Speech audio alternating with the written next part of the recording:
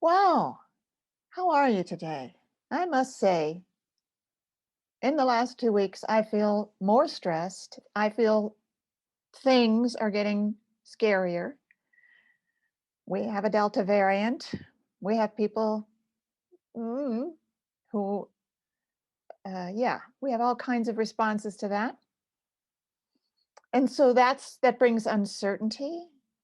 And I've also noticed in myself a tendency to blame. Had that? I want to blame the people. I want to find out who's to blame for my stressful situation.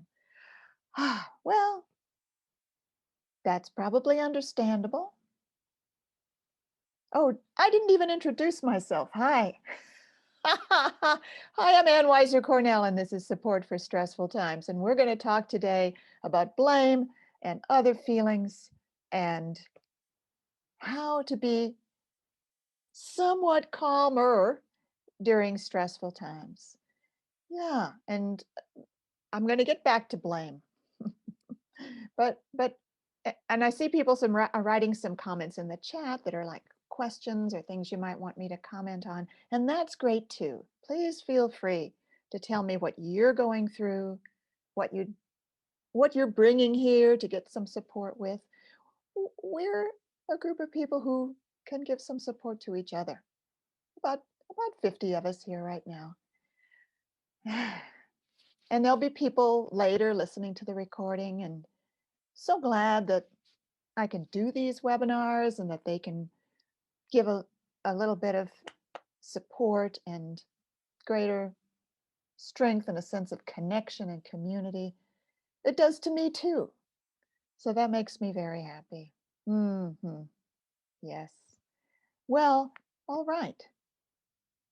Let's take a moment together. This is the fundamental thing that I believe in and that I teach and that I try to do whenever I remember it, and that is pause. And when pausing, maybe see whether I want to breathe a little deeper, see whether I want to feel my body supported by what I'm sitting on. It's like a settling. It's so nice to do. So nice to do in the anytime, any time of the day or night. If you do it in bed at night, you feel your body resting on whatever you're lying on, the bed, etc., couch, floor. You find your breath deepening. I think that's different from take a deep breath. No, I notice that as I pause and settle, my breath deepens. Okay, that's number one. Number two, I bring awareness to the inner area of my body: throat, chest, stomach, belly. And I notice how I'm feeling here now. Notice how I'm feeling here now.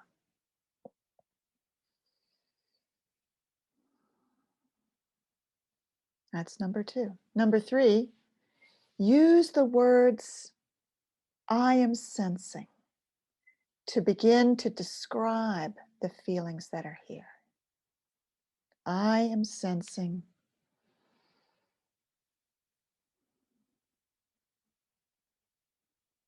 Takes a little while. You don't have instant answers. Or if you do, that's okay, but pause again and sense if that's right. I am sensing a little uneasiness in my stomach right now. How about you? That's number three. I am sensing. And number four, I am saying to it, right, to the feeling, hello, I know you're there. I am saying to this little uneasiness in my stomach, hello, I know you're there. And really do that. Like if we just go through the motions and do it because it's the right thing to do and then expect anything to be different, no, right? Really do that. Hello, Little uneasiness in my stomach. I know you're there. So that was number 4. And there might be more after that of sitting with it and getting to know it better. But that'll do to start with. That'll do to start with. And let's see what people are writing in the chat. I'm just taking a moment to look. Yes. Oh, it's interesting. David wrote, I was explaining focusing to someone, and I noticed the fundamental difference between simply acknowledging the presence of something inside me, sitting with it without trying to change it, rather than analyzing why it's there and trying to get past it. And this seems huge. Yes, I agree. I totally agree. Because those two approaches, right? One is to just be with how we feel with openness, compassion, gentleness, curiosity. And the other approach, figure out why it's there, talk yourself out of it, come up with strategies to get past it. Oh my God, they're worlds apart. And I think they're based on really different worldviews, different philosophies, different understandings of what it is to be alive.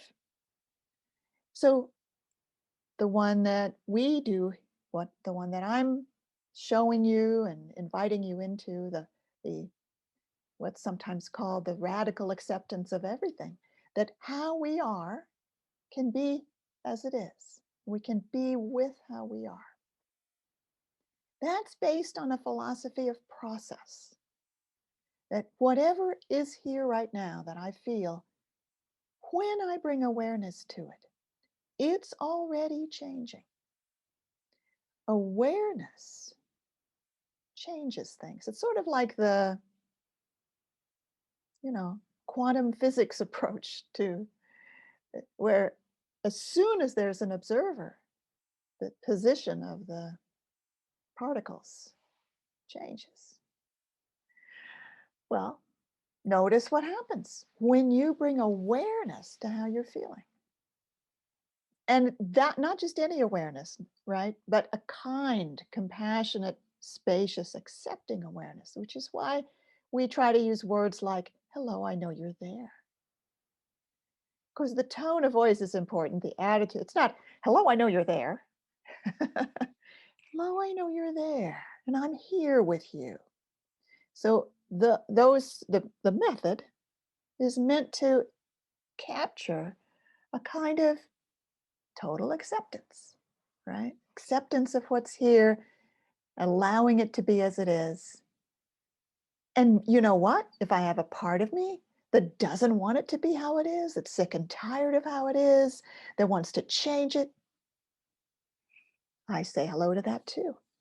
And I use the language of, I'm sensing something in me that really is sick and tired of how it is. I say hello to that too. So yeah, it's radical. It's radical. Well, Sonia is writing, I want to tell you your tip about the tension in my body with support for 2 beautiful focusing sessions. I stayed with the tension for a while.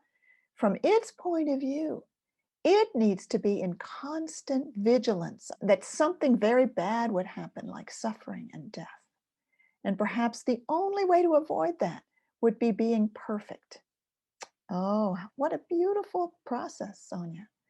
That is a brilliant, brilliant thing that you did there by listening to the tension, finding out how it feels from its point of view.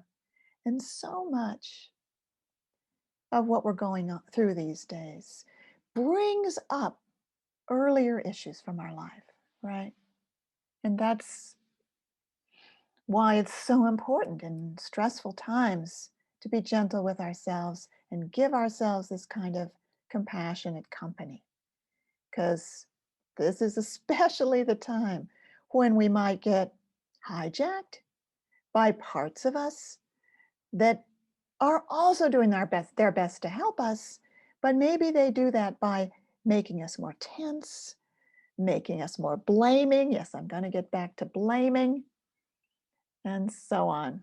Oh, here's Christina writing, I feel something in me wanting to numb. Okay, That's exactly the kind of thing we're talking about.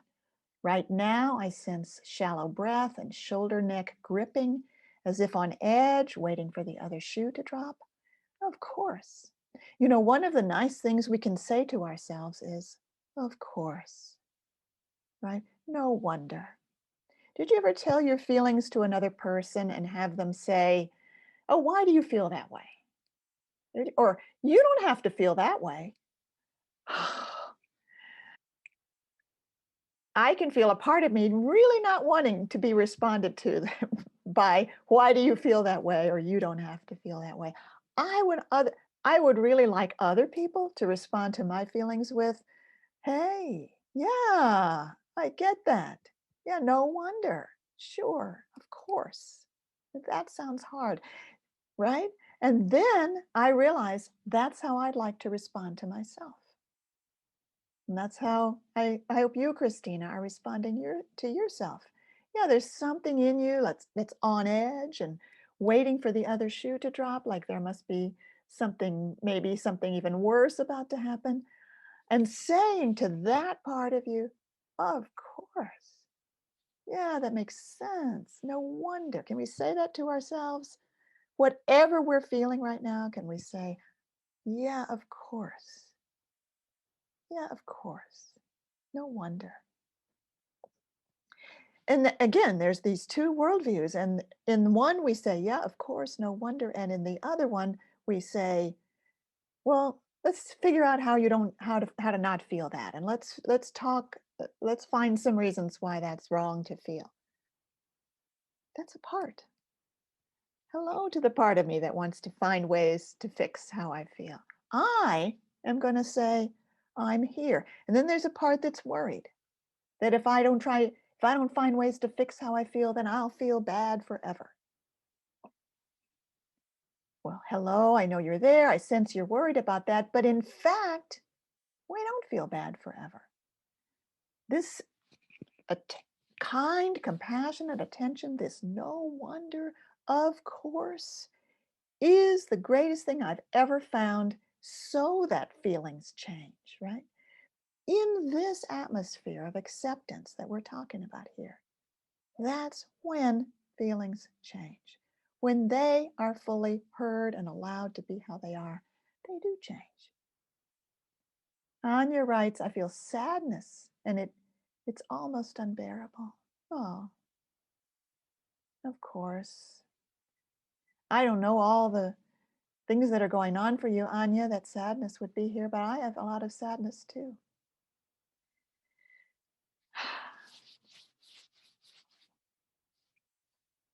About what's going on in many places in the world. And let's say to sadness, yes, I know you're there and I'm with you. And no wonder, of course. Yeah.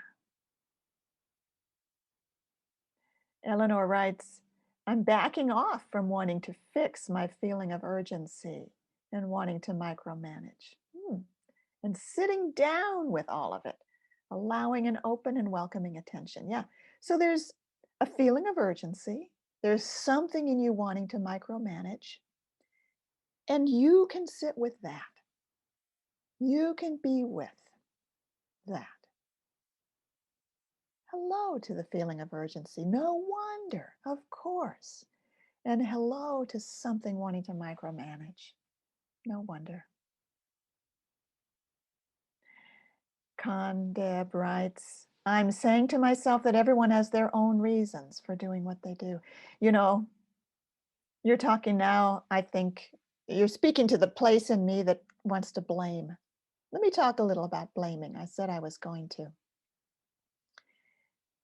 There is something in me when things get hard and they seem to be getting scarier and harder, there's something in me that wants to blame somebody. I'm not going to say who it is I'm blaming. Something in me is blaming because I think some of them might be here in this group and I don't want to blame you. I don't, and just as Khan just said, everyone has their reasons. And do we trust? the process of inner sensing. Yes, I do trust everybody here. And then something in me doesn't trust. Yes. Okay, all of that is going on. I'm not a saint. I'm not perfect. But I do want to turn toward my feelings so that even just for me, I have more peace. And I can tell that the process of blaming is the attempt by a part of me to m- make more sense of the world, to get more of a sense of control. If I just know who's to blame, then maybe things will have more of a sense of order. Maybe I can envision what can be done so that things get better. So I want to be gentle to that part of me that so much wants things to be a little less out of control. It so much wants to have a way that things make sense. A simple answer. Who's to blame? What can I do? I hear you, I say to them. I hear you. You really want a simple answer. I hear you. And I can feel how saying to the blaming part of me, how much I hear it, does bring some relaxation. It does bring a deeper breath. So, how about you? Is there any part of you that feels hard to accept? Is there anything you're doing that these days, because you're under stress, that you're not proud of? I also get much more critical than I used to be of my partner, the one person I see in person every day. Been working on that too, because I also want to understand he has his reasons for being the way he is. Sharon writes, I didn't sleep from a head full of regrets and resentments, listen to messages saying, get over it, and I want to. Yeah, resentments are sort of like blaming, aren't they? And regrets are like blaming ourselves. Like, if I hadn't done that. Regret is a kind of self-blame. So I think it all comes around to the same kind of process that a part of us is really trying somehow to put things in a kind of order, but it does it through these kinds of labeling, like, I made a mistake, I did the wrong thing, I shouldn't have done that. And then that part of us can be ruminating forever, especially at night when we need our sleep. So let's practice what we're talking about and say to the part of me that's bringing up regrets and resentments, hello, I know you're there. Hello, I know you're there. You don't always feel that kind of part in your body. It may feel like it's hovering around your ear. It sometimes feels like your thoughts, but it isn't thoughtful. It's a repetitive, anxious part that's trying to put things in order and make sense of things. And it needs our compassion. Catherine writes, gradually I'm learning to trust that it will be safe to attend to all the grief and mourning for all the losses. The grief I need to do to process all the losses in this life. Grief. What I feel about grief is that it's important. Grieving is a natural and important human process. And I've been doing a lot of it. And if I've noticed that if I don't stop and spend some time with the sadness, like Anya helped us do, then that's when a part of me starts being critical of others.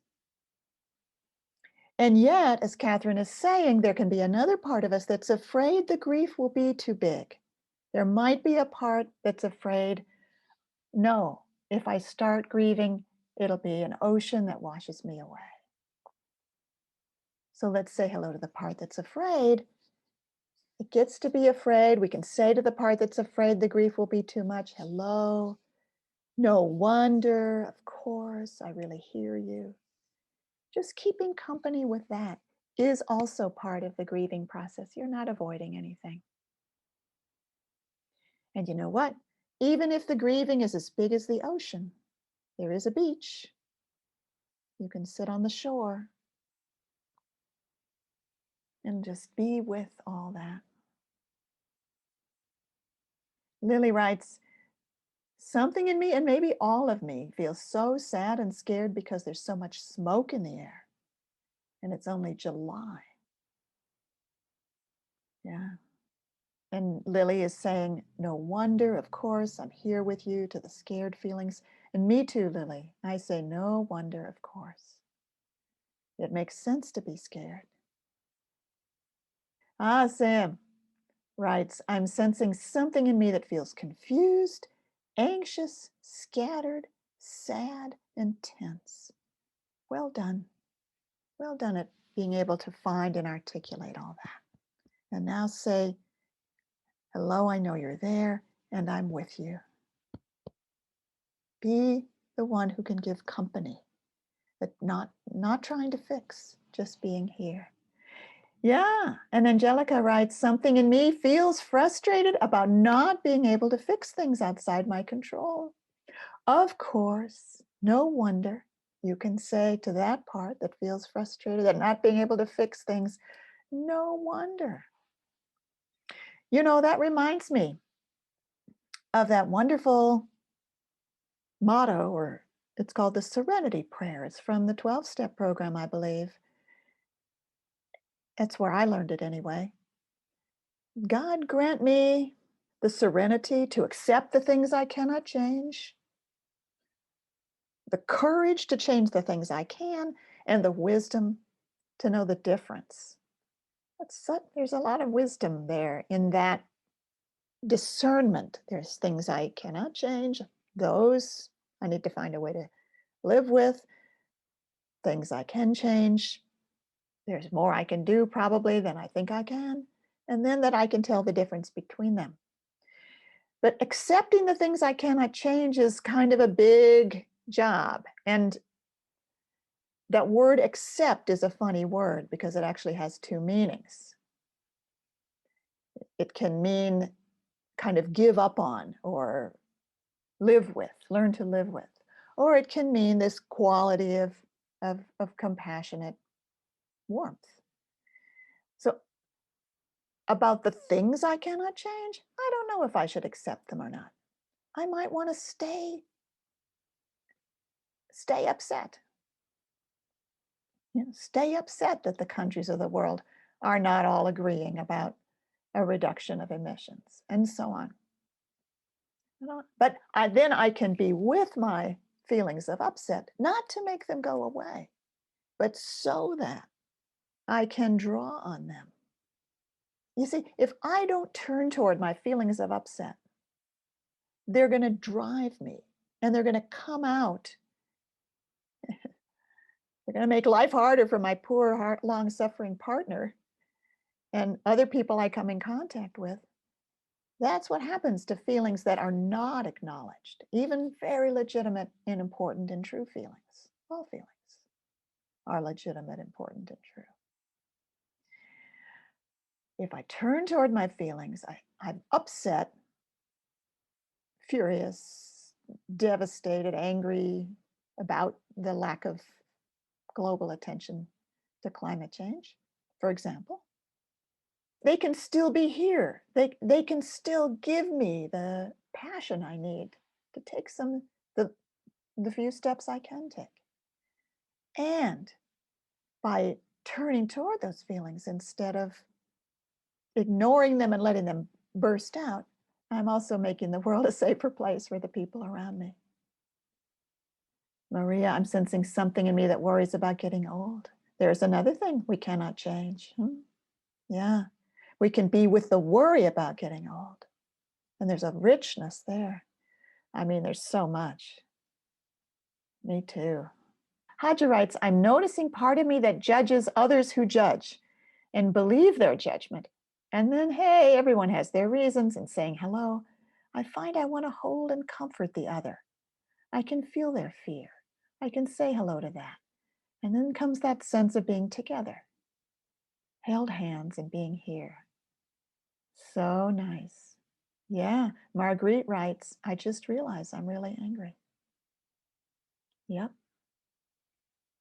And Sharon writes, the ocean of grief is everyone's tears, and I sit here and honor that. How beautiful. How beautiful. Julie writes, I'm sensing something in me that believes that this process won't work. I'll just fall apart. My feelings will overwhelm me. Yeah, that's what it's afraid will happen. And you can be with it, the one that's afraid that will happen, and say, I'm here with you. And really do that. Like, don't just go through the motions. Really do it. Catherine writes, the more I can be with brings relief, and I'm able to recognize and engage with all the resources I have. And when I refuse to keep my parts company, I shut off receiving those resources. Well, maybe those will be our last words for today. I'll just appreciate everyone for being here. I love the community for half an hour that we sort of create together, but we're here every 2 weeks, and I love it. What did we say today? Well, we reminded ourselves of the process of saying, I'm sensing. Hello, I know you're there, and I'm with you. And then the very important process of saying to the feelings, no wonder, of course.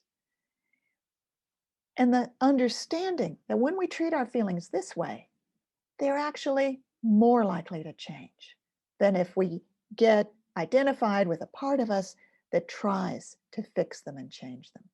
We talked about grieving, how it's an important human process, and that if there's a part that's afraid the grief will be too much, we can be with that part for a while and give it some company. And we talked about blaming and how blaming, well, it's as natural as grieving, but I'm not sure it's as basic. So I think blaming is a indirect result of the lack of presence to ourselves.